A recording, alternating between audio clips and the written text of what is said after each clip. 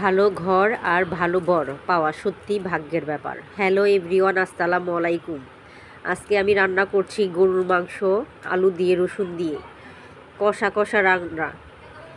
অনেক টেস্টি খাবার, বাসায় অবশ্যই ট্রাই করে দেখবেন। কষানো হচ্ছে।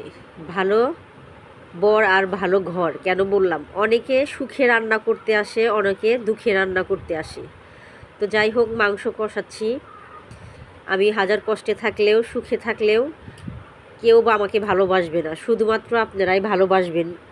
তার জন্য শত কষ্টের মাঝেও, আমি রান্নার মাঝে অসুস্থ থাকা সত্ত্বেও আমার কণ্ঠ স্বর চেঞ্জ হয়ে গেছে। অনেক অসুস্থ আমি, তারপরেও আমার রান্না করে খেতে হয় বাচ্চাদের নিয়ে। তো যাই হোক, সবাই আমাকে ফলো দিয়ে পাশে থাকবেন। আমি সত্যি খুব এক অসহায় মেয়ে। দোয়া করবেন আমার জন্য, আমি জানি সব সময় আপনাদের পাশে থাকতে পারি। শত কষ্টে, অসুস্থতার মাঝে আমি আপনাদেরকে ভিডিও করে দেখাচ্ছি। আশা করি সবাই ভালো থাকবেন, সুস্থ থাকবেন।